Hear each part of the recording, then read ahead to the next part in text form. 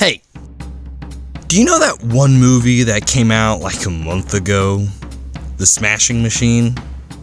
No? Really? Huh. I wonder why. Because this was supposed to be the big fall drama, the one everyone was talking about.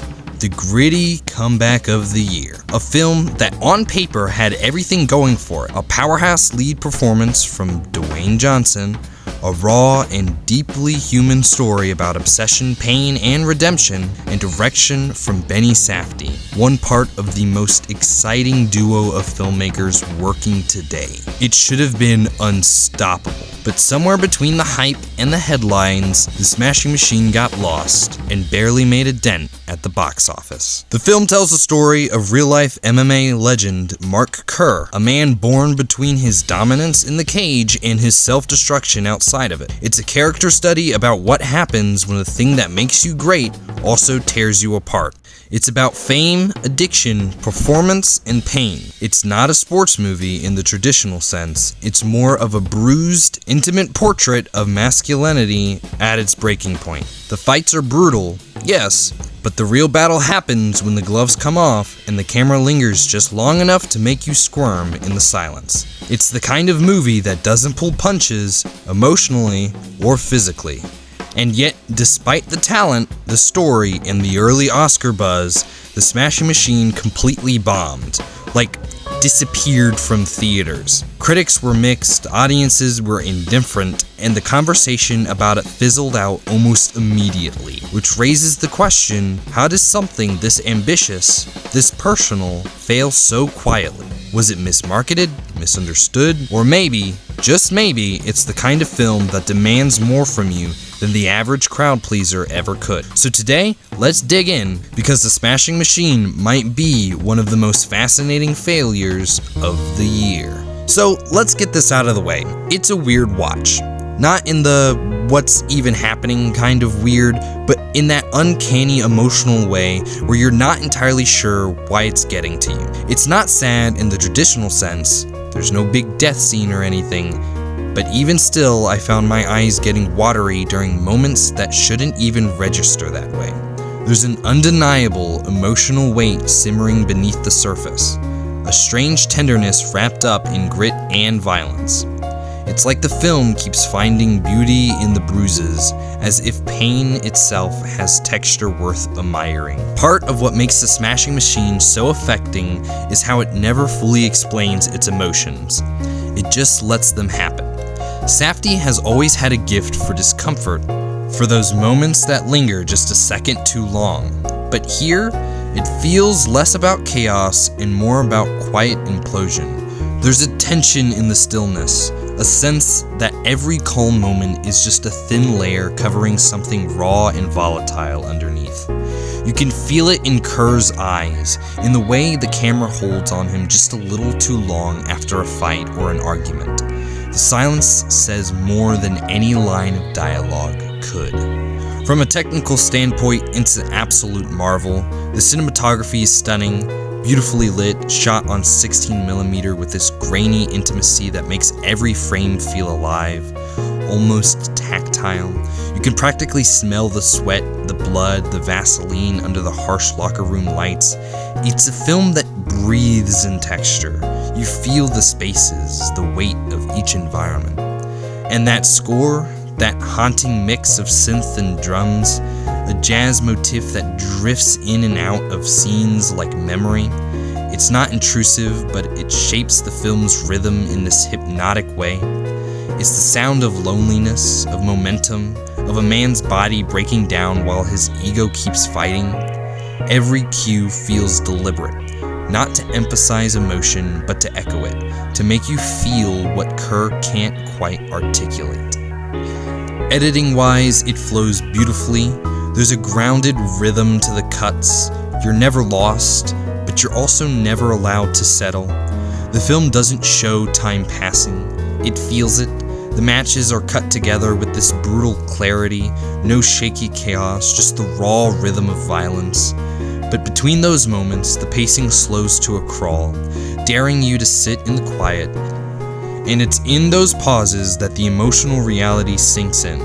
The exhaustion, the self-loathing, the longing for something softer that Kerr doesn't know how to reach. That said, the film isn't perfect.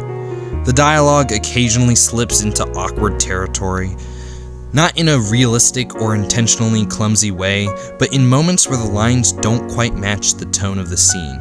You get the sense that the script is reaching for something profound, and the actors are doing their best to meet it, but it doesn't always connect. It's a small issue, but noticeable enough to pull you out only for a second. Then, just when you start to drift, the visuals or the music pull you right back in. The writing itself is strong, but uneven.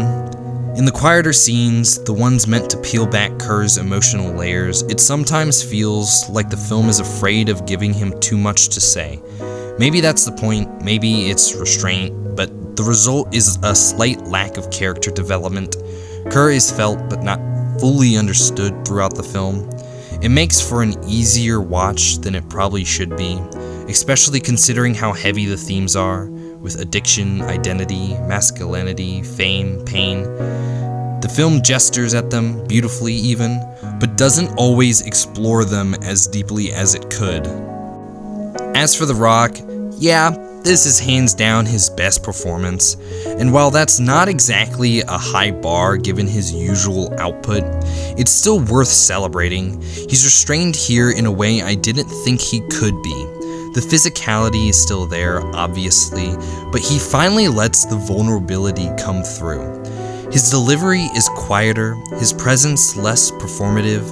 He doesn't play The Rock, he plays a man trying to stop being one, and for most of the film it really works. But when it gets to the crying scenes, they don't entirely land. It's not for lack of trying, you can see him pushing for that emotional break, but Johnson often obscures his face, like with his hands or a blanket, and this distracts from the emotional impact and makes the tears seem less genuine. He's close, but he's not quite there. The intention is powerful, the execution just doesn't hit as hard as the rest of the performance. Still, there's something admirable about watching him try. It's a risk most big stars like him never take, and it's easily the most human he's ever felt on screen. Even with its many flaws, The Smashing Machine is an impressive piece of filmmaking. Quiet, beautiful, and emotional in a way that sneaks up on you. It's rough, yes, and strange, and uneven, but that's part of what makes it special. It's not a perfect movie, but it's a real one. A film that's more interested in the bruises you carry than the victories you celebrate, and maybe that's why it stuck with me long after the film finished. I actually found myself enjoying it more than some of the more polished, more acclaimed Safdie films, because for all of its imperfections, it hits something raw and true, the kind of honesty that doesn't need to be pretty to be powerful. As for why it flopped, I could easily blame this on the recent death of cinema goers. Theaters just aren't what they used to be. Even the blockbusters, the supposed sure things, are underperforming left and right, and when something like The Smashing Machine comes along, small, moody, deeply character-driven, it doesn't stand a chance against streaming convenience and superhero fatigue. People want spectacle, but not silence. They want comfort, not confrontation, and this movie is nothing but confrontation. It's about sitting with pain and loss and identity in a way that isn't easy or marketable. There's no wonder why audiences stayed away. The Smashing Machine asks too much from a crowd that's grown tired of being asked anything at all. But I don't think it's fair to put all the blame on the audience or even the state of cinema. There's a marketing issue here too, a fundamental misread of what this movie is. The trailers sold it like a comeback sports story, a triumphant Dwayne Johnson passion project about redemption and grit, but that's not what this movie is. It's not Rocky, it's not Bleed for This, and it's definitely not a feel-good redemption arc. It's slow, painful, almost meditative. It's about what happens after the crowd stops cheering, after the cage lights go off. And when people walked in expecting blood and glory and instead got loneliness and regret, they checked out. It's a shame, really, because The Smashing Machine might not be the movie people wanted, but it's absolutely the one that needed to be made. And that's it. I want to thank you for coming here and taking the time out of your day to watch me. If you like the video, make sure to do the run-of-the-mill YouTube things. And until next time, keep watching movies, keep noticing the little details, and remember...